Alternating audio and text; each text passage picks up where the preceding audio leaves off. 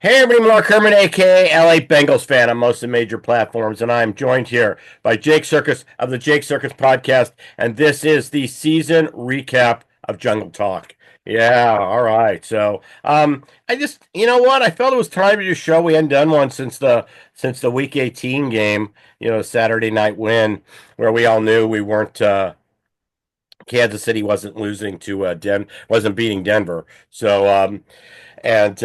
of all, I want to say all the people who were blaming the Chiefs, and calling for investigations, they earned the right to rest players.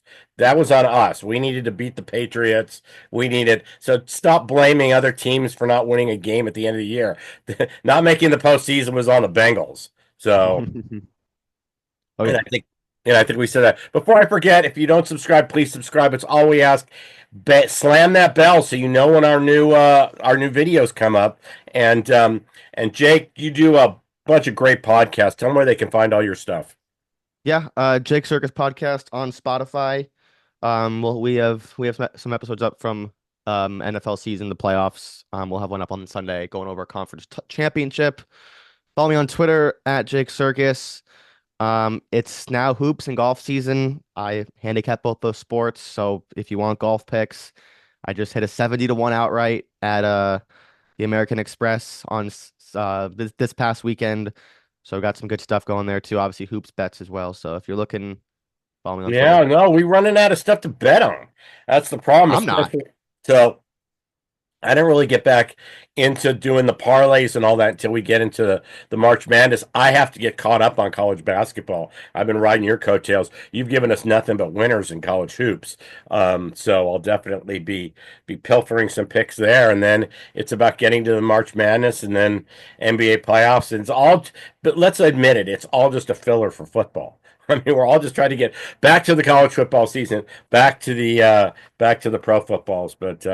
So this is a show by fans for fans. Let's just touch on some news and then talk about some of the coaching hires. And we won't keep you that long today. We didn't talk about this, and I didn't want to bring it up on the Week 18 recap. But Jermaine Burton was left at home because of alleged assault violations. I just hope he gets his act in order. I mean, there's an opportunity here for an NFL career, and you're basically squandering it. I don't know if it's true, not true. Going with the team, doesn't sound like he belongs in the locker room right now unless there's some maturity.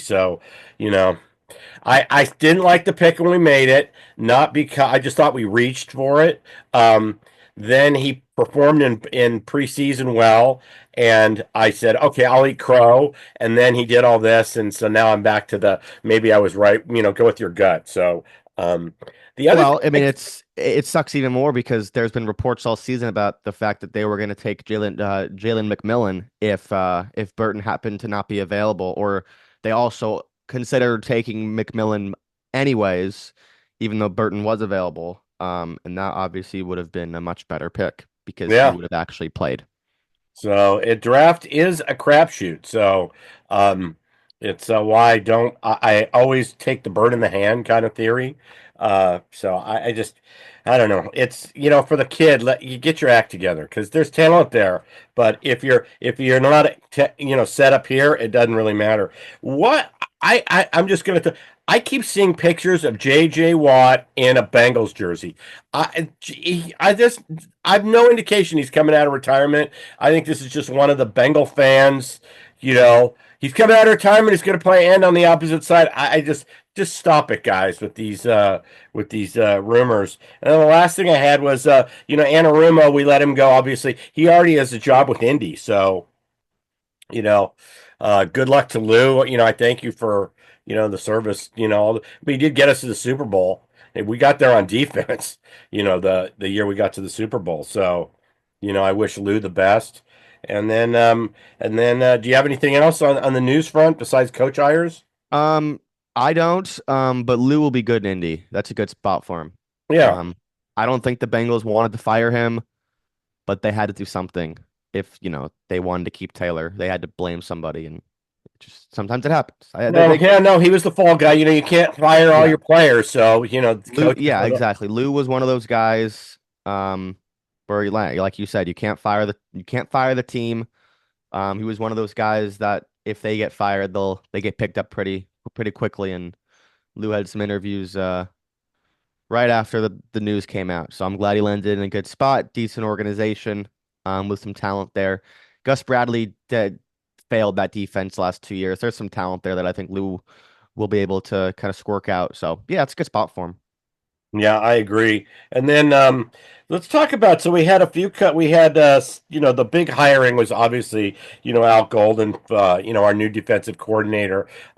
Obviously Notre Dame didn't look great in the national championship game, but Ohio State has a great team and clearly deserved the national championship.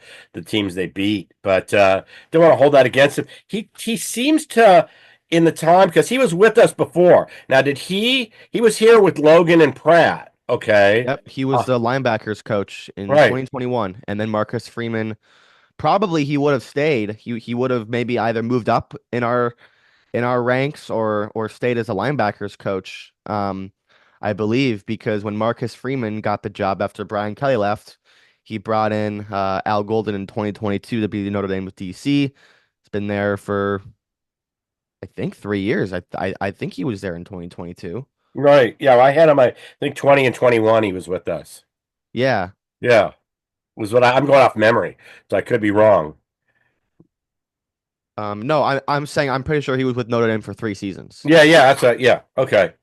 So, Yeah. but it's a welcome home. I kind of was leaning towards wanting the guy from Oakland, Vegas. I'm sorry, I'm always going to call them the Oakland Raiders and the San Diego Chargers. It's just the way you know, uh, you know, it is what it is. But I kind of wanted the guy from the Raiders because I thought he had more NFL experience there. And I Hmm. always thought the Raiders the last 2 seasons played very tough on defense. I liked the players seemed to rally around him, even though they really had no offense to put up. I mean, if the Raiders won a game, it was because of the defense, not because the offense went out there and scored. But I'm happy with this hire. Maybe he fits our system better.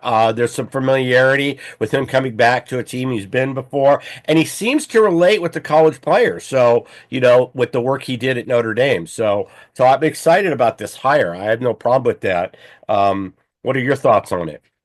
Yeah, my top two was Patrick Graham and Al Golden. Once it kind of came out that they weren't really going to be players for any of the former head coaches, whether it be Dennis Allen, who looks like Chicago's going to offer him a blank check to come and join Ben Johnson, Matt Eberfluss.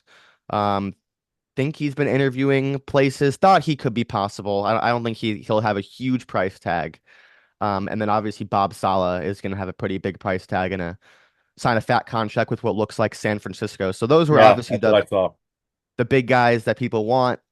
Look, I've heard some stuff and been on the Bengals Twitter a bit, and people are disappointed with how the Bengals went about the process where they didn't interview a lot of guys. They were disappointed that they didn't bring in Eberflus, or I guess they might have been interested in Eberflus, but I don't know if an interview was ever confirmed.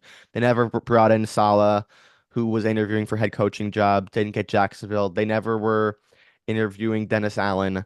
So there is some stuff to say about how they kind of went about their process where they weren't really interviewing anybody. Like they weren't really interviewing any serious candidates. I mean, no one thought DeMarcus Covington was going to be the next Bengals DC, who was terrible with New England this season, in his first season calling plays on a defense. They waited until the national title game was over to bring in Al Golden, and then it seemed like the conversation lasted 5 minutes, and they gave him the job offer. So say what you want about that, but I think the Bengals wanted Al Golden this whole time. Right, He's a familiar face, and he's exactly the type of guy that you want to bring um, to kind of fix his defense because it's not a rebuild. So you don't really need to get a guy who is a former head coach or like is like a safe hire. You can bring in a guy that's coached a lot of good defenses at the college level. He's been a head coach before at the college level.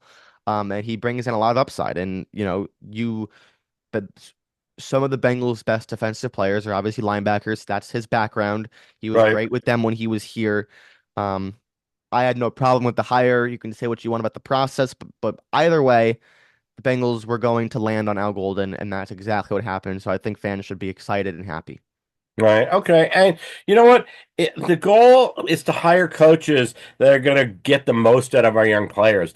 I don't think we've gotten the most out of Dax Hill. I don't know if it's there or not. Obviously, we have DJ Turner.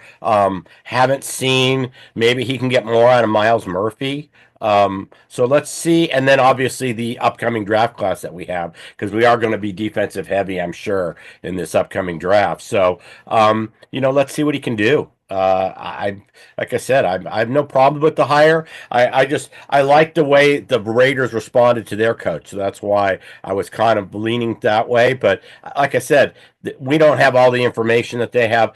Possibly this is a better fit, and I'm happy with what he did in college. So I actually like it. Now I guess his first hire was the defensive line coach that we picked up.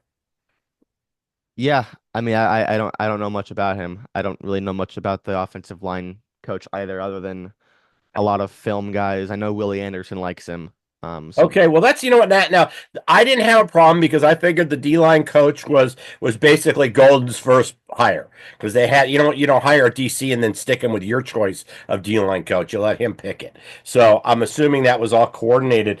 But Scott Peters is the O line coach. He was formerly with the Browns.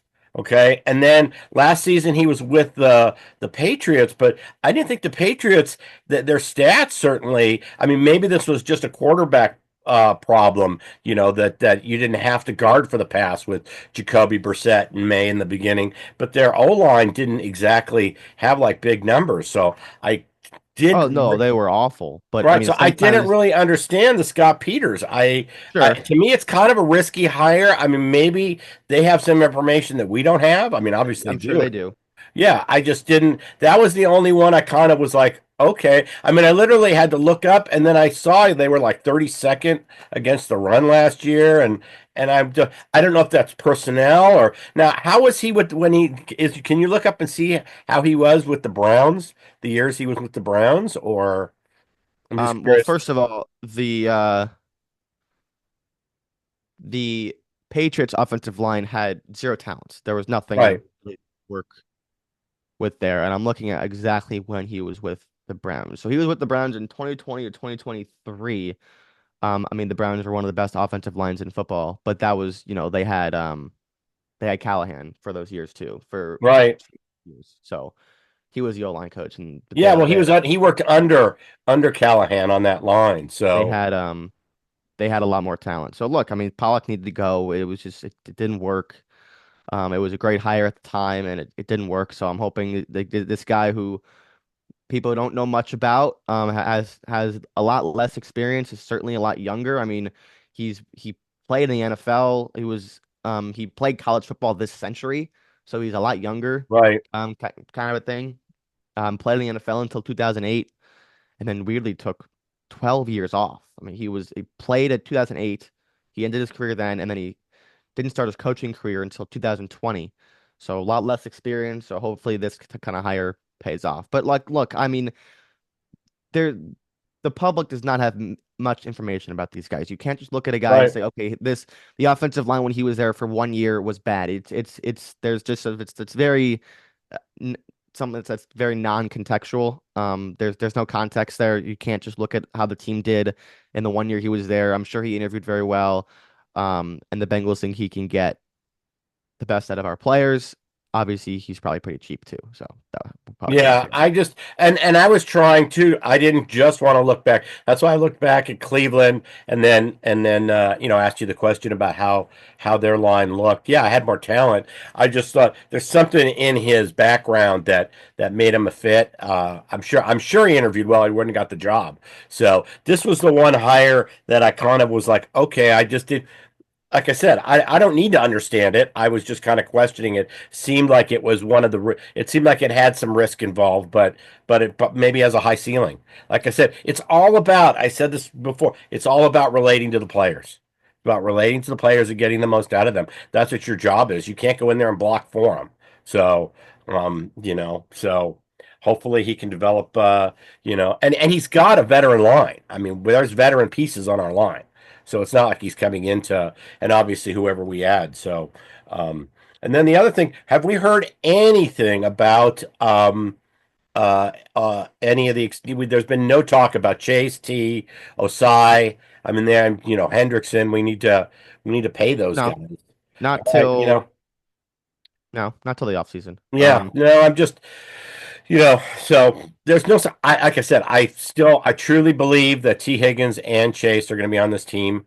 Uh, when we Yeah, I do too. But look, T has the right to negotiate with 31 other teams, and the Bengals are going to have to pay a lot more money than they would have last year if they did this. So they fucked themselves, and right. hopefully they're willing to pay the price because I don't know who else is going to get that money, quite Yeah, frankly. no, I'm really hanging my hat on the fact that T changed agents. I think that's a really good sign, having the same agent as Jamar. So I'm really hanging my hat on that and hoping, I, I'm I'm just hanging my hat on that the Bengals ownership and the brass watched them play this season. right?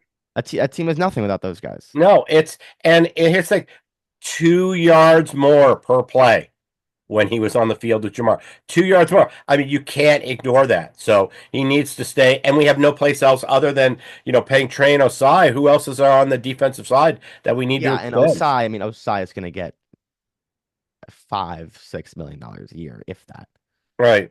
if So, not more. but still, he contributed. So he's that piece we want to keep on. It's not like we have, because our D line needs to be retooled. I mean, there's just no question.